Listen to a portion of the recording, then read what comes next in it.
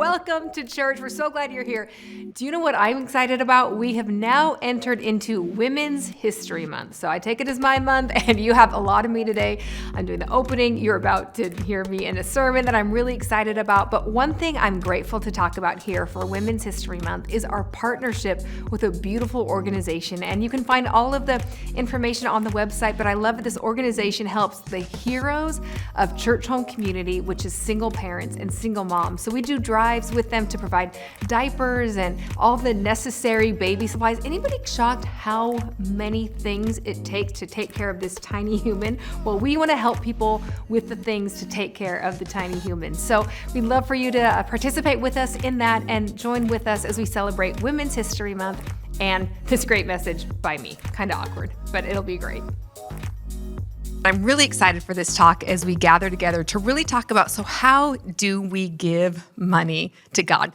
And here's the thing that I'm just going to be honest about. You know how some series on TV, you can dive into like the third episode and you can just get right in and it makes a lot of sense. You don't have to go back and watch the first episodes. Anybody into Breakpoint on Netflix right now? The tennis? Where, anybody? No. Yeah? Okay. How many episodes in are you? Done. It's so good, right? I'm a tennis fan too, so it makes it really fun. But I love it because to me, that is a show that you can watch the third episode and you don't have to build upon the rest. But for so many other series now, it's like if you don't watch the first episode, you are so lost to what is happening throughout. So I'm just giving you a fair warning to anybody who is listening. If you didn't watch the first episode of our talk about how to give money to God, go back and watch that because that's really going to give the context for the things that we're saying today. And this is really just going to build on that because we did end that talk with this question of how do you give money to God? And to me, that feels like an impossible ask, right? Have you been asked to do anything impossible or that you felt was impossible or felt like you couldn't do this, you couldn't overcome it? For me, my impossible task in life was piano lessons. Any musicians? Like, do you actually play piano and like you're good at it? Okay, so I do not understand. I sat in my piano lessons for years and I still to this day could not read music. My brain just can't translate how do you take dots and make them into ABC? And why don't they just say ABC and put the things out there? I don't know. My piano teacher, who was also my youth pastor, eventually fired me from piano lessons, even though she was getting paid to give me piano lessons. That's how bad they are. But the one song I actually passed in all of my piano lessons was the one that she said, now, I know all of the songs are hard for you, but this one is going to be really hard. Nobody ever passes it in a week. And there's something in me that I was like, what? Nobody passes this in a week? An impossible task? I'm going to do it. So I actually practiced that week and I still couldn't read notes. The A's, I literally wrote out the music notes in a way that made sense to me so that I could complete the impossible task of passing my piano song.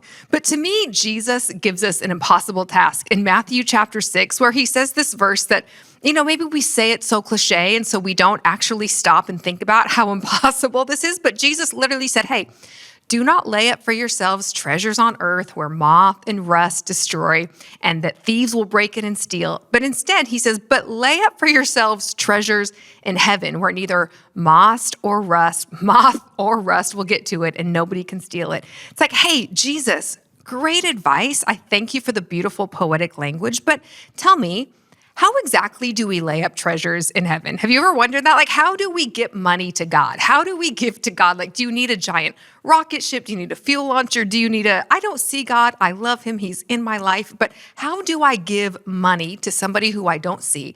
And how do I invest money into heaven, a place that I have never been before?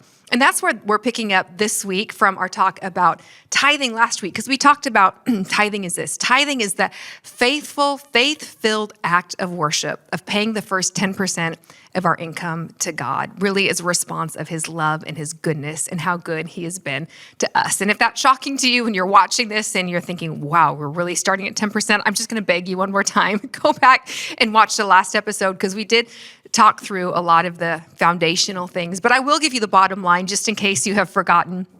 since the last time you watched this, here's the bottom line, what we believe about tithing.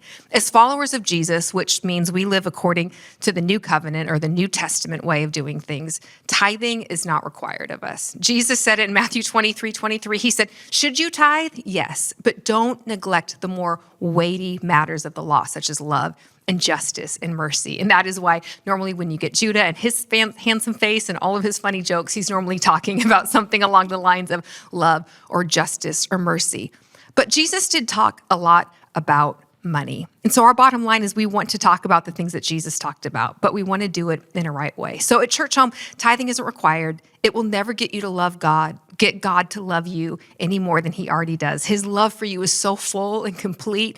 And because you're hidden in Jesus, he is so pleased with you. He couldn't love you anymore. We can never do anything to get him to love us more. But there is something supernatural that happens to our money when we obey and follow this practice of tithing, which is giving the first 10%. And it literally transforms it from a natural state, which is cursed, which we saw in Genesis chapter 3, to a supernatural state. And so my plan for you, and the reason we're doing these talks, isn't because Churchome needs more money, and it's not because we're trying to get money from you. It's because we want to see this supernatural activity happening in your life and taking place. And so it really is not a, hey, let Chelsea talk you into anything. It's giving you some keys so that you can have a conversation with God and have a conversation with your spouse around this thought about tithing. So that's what we talked about all last time. This time, we're really going to answer that impossible question: how do we give money to God? And so because we're talking about God, I feel like it's appropriate to go to God's Bible, to go to his book, and really see what does it say about giving money to God. And throughout the Bible, throughout the narratives of Scripture from Genesis to Revelation, the process of giving money to God is called offerings. It's called giving an offering. And as we mentioned last week in the Bible, the principle of first mention is really important. So have you ever heard the story, if you've grown up in Sunday school, ever heard the story of Cain and Abel? And Cain, you've heard the story, Cain gave an offering that God didn't like. Abel gave an offering that God did like. Cain was so jealous, he literally went out and murdered his brother over this act of God not liking his offering. That's a pretty big deal. But have you ever wondered, what was it about Cain's offering that God didn't like? Because we'll read through it together. It's in Genesis chapter 4, starting in verse 2. And it says, then again, she, being Eve, bore his brother Abel. Now Abel was a keeper of the sheep, and Cain was a worker of the ground. So we have an orchardist and a shepherd. It says, in the course of time, Cain brought to the Lord an offering of the fruit of the ground. And really for here is a man who tended trees and apples and pears and whatever wonderful fruits they had there in the Middle East back at that time. He gave God the offering, the fruits that fell to the ground. So it's basically, in other words, it's saying he gave God the leftovers. He didn't give the best. But it says Abel also brought of the firstborn of his flock and their fat portions, which back in those days, can you imagine? They didn't have sugar or all these things that we get our food to taste so good, but they had fat. And let's be honest, fat makes food taste good. Anybody on keto? I literally am trying to do that right now, and it's not working so well, but we're trying. So Abel gave God, not only did he give the firstborn, but he also gave the fat. He gave the first and the best to God. And here's where we see, and we're answering our question, how do we actually give money to God? The first thing that we have to know is to God, he only accepts first and best. He only accepts first and best. And you could read this story and think, man, God, you knew what was going to happen. You knew that Cain was going to end up killing Abel. Could you just have been a little bit nicer about it? Maybe not make the rejection quite so brutal? What is it in God? What is it in his nature that first and best matters to God? Well, if we fast forward to Hebrews chapter 11 in the great hall of faith, right? We can see this take place and we can see it talks about them. It says, by faith, Abel offered to God a more acceptable sacrifice than Cain. And it's this little phrase, by faith, by faith, by faith. See, here's the difference between giving God first and best and giving God leftovers. Anybody ever, okay, don't raise your hands in here, but be honest with yourself. Has anybody ever been a regifter? Okay, I'm seeing the nods. Thank you. I have to be honest, I don't like clutter. My I have zero memorabilia from my kids' childhood. They think I am a horrible mom because I have not kept anything special. I'm like, your first outfit at home? I don't know. It got stained and I threw it away. Like, I just don't keep things. And so I get gifts and I think they're beautiful, but unless there is a place for it and I exactly know where it goes, I don't really want to keep it. So then there's this temptation. Oh, do I re-gift?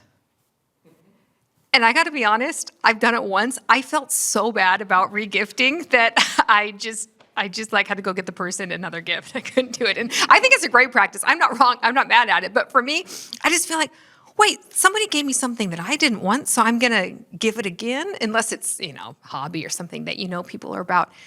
Because the purpose of gifts is heart and motive and matter. And right, that's what really makes our gifts significant.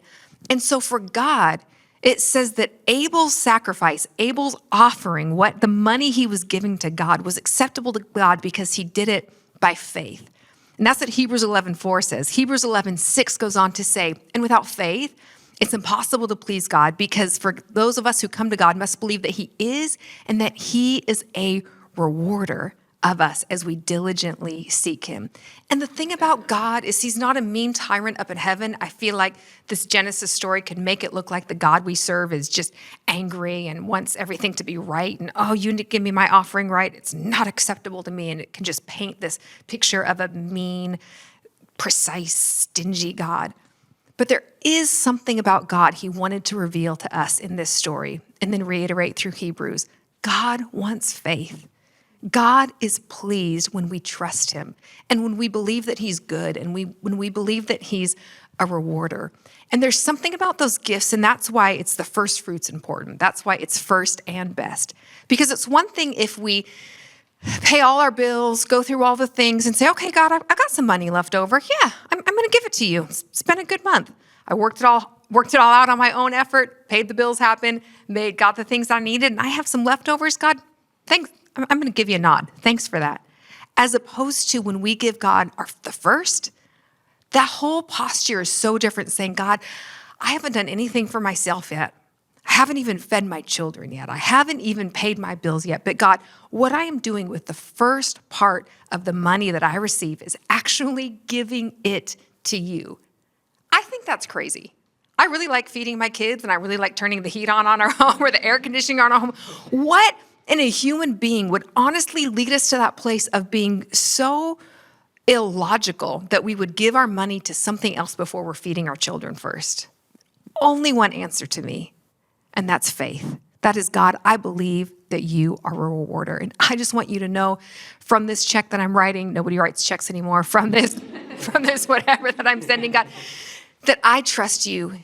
And here's what's so profound to me about it. It doesn't just end up communicating trust about money. It communicates trust about our whole life. Saying, God, I trust you with my life. I trust you with my future. I trust you with my babies. I trust you with all of the things that are happening in the world that I don't know and I don't understand. God, I believe that you are, and I believe that you are a rewarder. This might be kind of morbid sounding, but I've always wanted at my funeral the song "Great Is Thy Faithfulness" to be sung. You know that old hymn? I will not try to sing that because I will never be singing anywhere publicly. But great is thy faithfulness, morning by morning, new mercies I see. But I have to be honest, I have a new contender. Like in this last week, does anybody else keep a list of their funeral songs, by the way? Nope, just me. Okay, everybody else re-gifts, but I keep a list of funeral songs. What does that say about me? Oh, but I have a new contender. It's so good. I love the CeCe Winans version of it, of the goodness of God. And all my life you've been faithful. All my life you have been so, so good. And now I'm not remembering the lyrics, but I'm realizing at middle age, I feel like the most valuable asset that I can have is actually a belief in the goodness and faithfulness of God. It's probably my favorite thing about getting older is I can look back and realize, oh God, I did not see how this was going to work out, but you were faithful. I did not know what answer to give here, but you gave me an answer. Or that time you spoke to me and it didn't make any sense, but I stepped out and obeyed. And man, God, you were really there and you showed up. And I have those to look back on. And that means I have some of those to look forward to. I love that about being the age we are. That do we really believe God is faithful? God is good.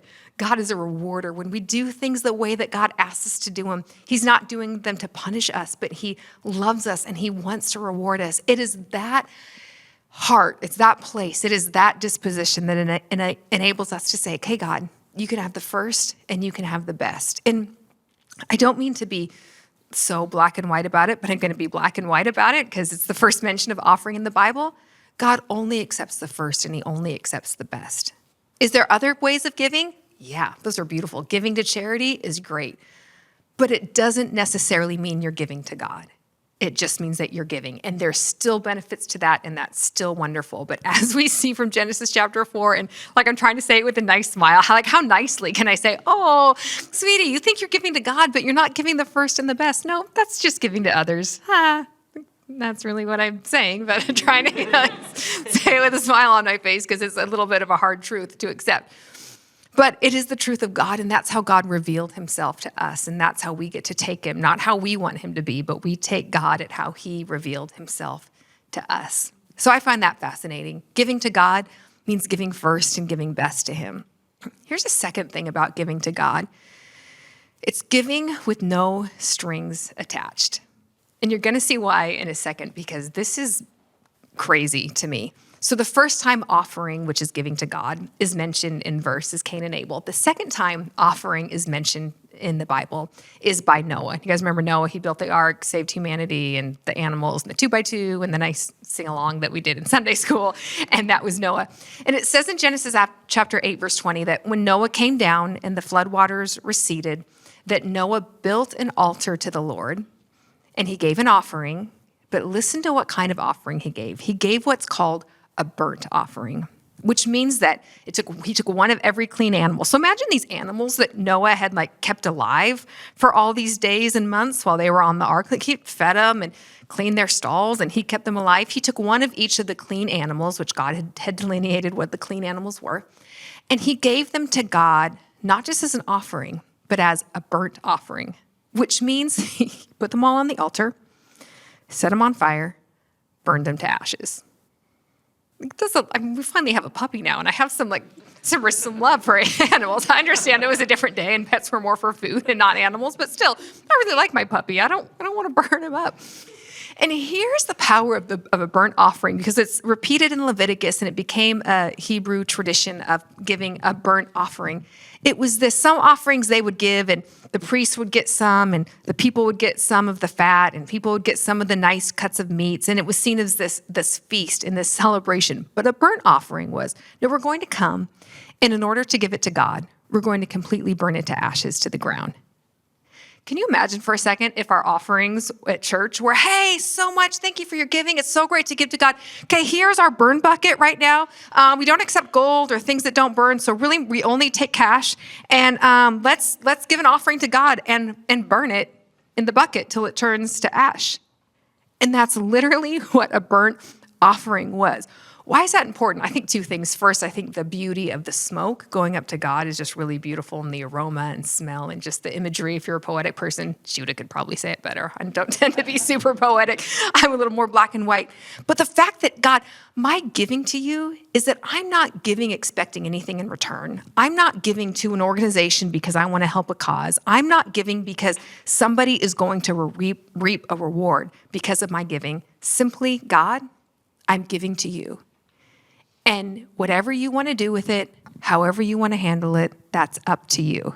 Now, practically, how does that work? We'll talk about it maybe in a second. But the heart position is that, God, I'm willing to give you something even that you're going to burn to the ground. It's giving with no strings attached. Now, I'm going to tell you a story, but I'll tell you a prerequisite before the story I tell you. At Churchome, we are very good with our finances. We have checks and balances. We get an external audit that comes in every year, and they have access to every single piece of paper, every single receipt, and we've gotten a clean audit for as long as I've been around, and there's financial accounting checks and balances. And so we really do our best. I'm not using this as an excuse. But there's another church that we were in relationship with, and about 9 or 10 years ago, they had their CFO run away with millions and millions of dollars of cash. The church sold an asset, and the CFO had planned it out and figured out how to do it and run away with millions of dollars of cash. And that just, first of all, makes me so mad. I'm like, hey, that's God's money you're stealing. Like, I would hate to track that person's life because that's a scary thing. But then think, what about all the people who sacrificially gave that millions of dollars represented? You know what? I believe to God, he's saying, that money was precious to me the moment it was given. It wasn't given just to spend on things. It was given as an offering to me. And even though it was not used with wisdom or stewardship or ethics, it was still an offering to God that was beautiful and pleasing to God. And not that as Churchome we will ever use that as an excuse to not be wise with our funds. But can I just ask you, when we give, what's your motivation? Are you giving because of something that you get out of it, or that somebody will get out of it? Or is it purely hey, God, I get to give to you with no strings attached? Okay, so here it is. Obviously, giving offerings to God is giving our first and giving our best and giving without strings attached. What does that remind you of? To me, there's only one person who actually does that, and that is Jesus. Think about John 3:16. We read it last week, but John 3:16, that for God so loved the world that he gave. What did he give? He gave his firstborn son. He gave his only son. God gave us the first and the best when he gave us Jesus. God doesn't give to us like Abel gave. God does not give to us leftovers. God gives us the very best, and he gave us Jesus. And what I love about having Jesus is we still have him. He's in our life. He is with us every moment so we can talk and communicate with him. God has given us his very best. But do you know how else God gives? Same way God wants to receive. God gives without strings attached. Do you know that Jesus does not come to you with strings attached? Jesus doesn't come to us and think, well, if you do these things, then you can get these things from me. No, Jesus just says, come. And look at his life and his ministry. He healed people who didn't thank him. That is giving without strings attached. Jesus resurrected people who we don't even know. They didn't even come back and thank him. Jesus gives without strings attached. And so when we see in the Old Covenant these stories from Genesis of Noah and Cain and Abel, why are they there? What does it matter? They're there, and it matters because that is a picture how God has given Jesus to us. And if you and I are a follower of Jesus, ultimately, what is our desire? What is my goal every day? Is Jesus, I want to look more and more like you. It's right. It's a simple desire of wanting to follow Jesus and look more and more like him every day. And so when you and I participate in giving offerings to God, that is giving of our first and giving of our best and giving without strings attached, that is when we reflect the image of Jesus. And then we can participate in this beautiful giving that we see in the new covenant. So those are the first two references that we see about how do we give to God in the Old Testament. Now we're going to move on to the New Testament and say, okay, like I know you're thinking, okay, Chels, practically, what does that really look like? Since we aren't burning animals and since we aren't giving firstborn fat and the expensive parts of the meats, what actually are we doing right now? Like really on a practical level, how do we give to God? It's two things. It's giving to the poor and the apostles. And we can see that throughout the New Testament scriptures. And first, in Matthew chapter 25, Jesus said, have you heard this story when Jesus said, hey, what you thought you were going to do to the least of these, you didn't do because you didn't do it for me. But Jesus said, what you had given to the least of these, what did Jesus say? You have done it unto me. Like, how incredible is it practically now, as followers of Jesus, we've received so much from him, and we get to say, hey, you know what?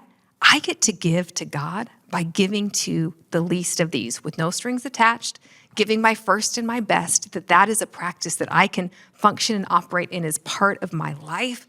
That's pretty powerful. In fact, in Acts chapter 10, there's a man named Cornelius. You ever hear about him in the Bible? He was a Gentile, and he didn't know Jesus yet, but God came to him, and he said in Acts chapter 10, verse 4, he says, your prayers and your alms, which is giving to the poor, he says, those two things have ascended as a memorial before God. And the picture of that is actually like the smoke of a burnt offering. Like those things, they were so powerful, they meant so much to God that giving to the poor ascended as a memorial before God, that we get to give to God by giving to people other than ourselves. Isn't that incredible?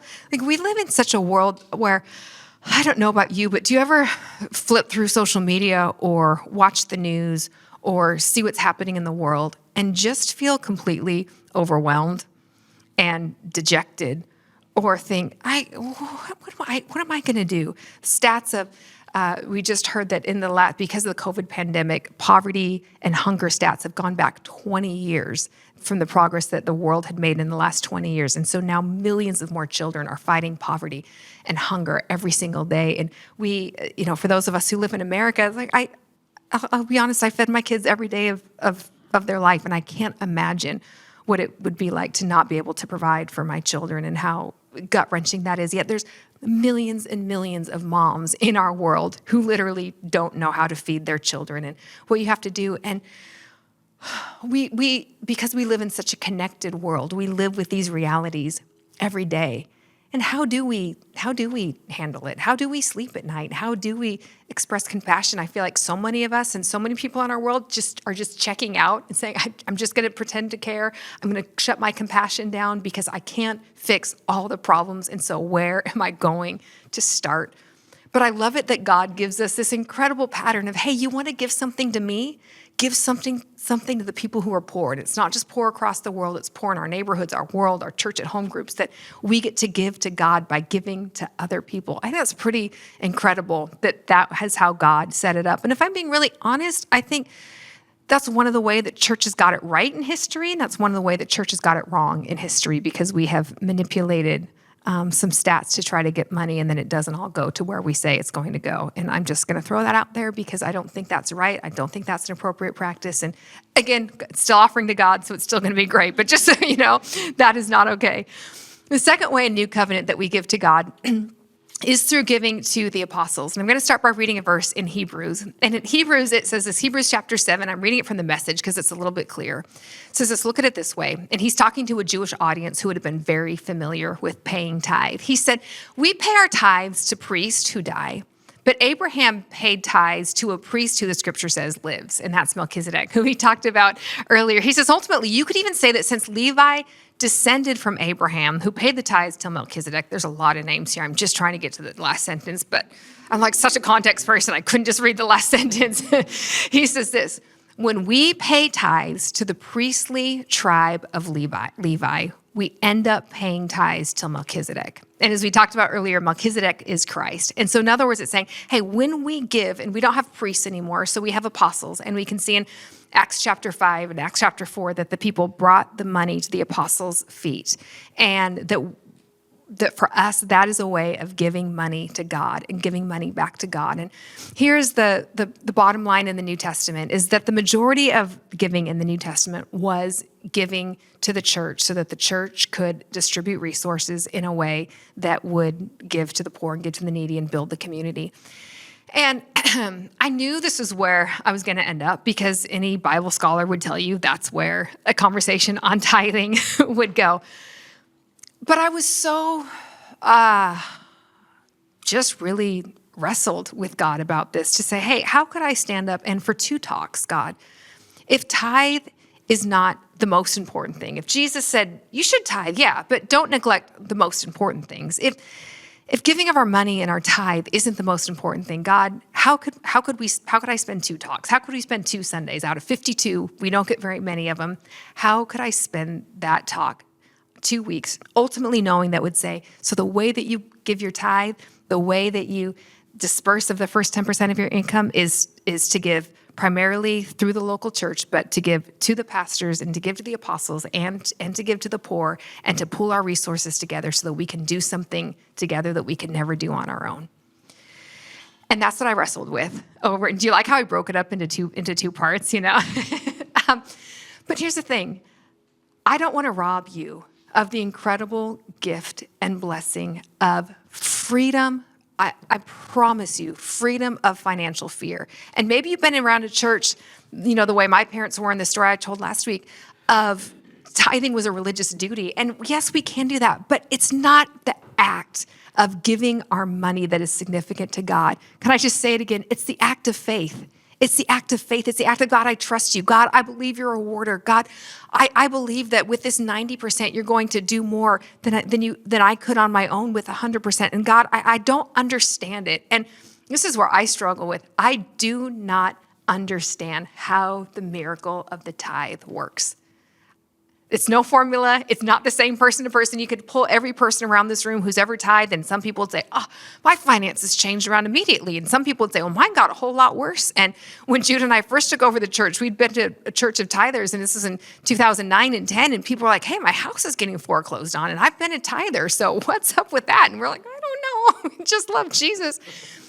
So, hence all of Judah's great messages. I can't tell you how it works, but I know that it does. And here's what I love about God is he just wants us to trust him. And God is really good at showing himself to be true to you. I don't want to persuade anybody, but I do want to give you the opportunity to have the conversation with God, to say, God, what does your relationship with my finances look like?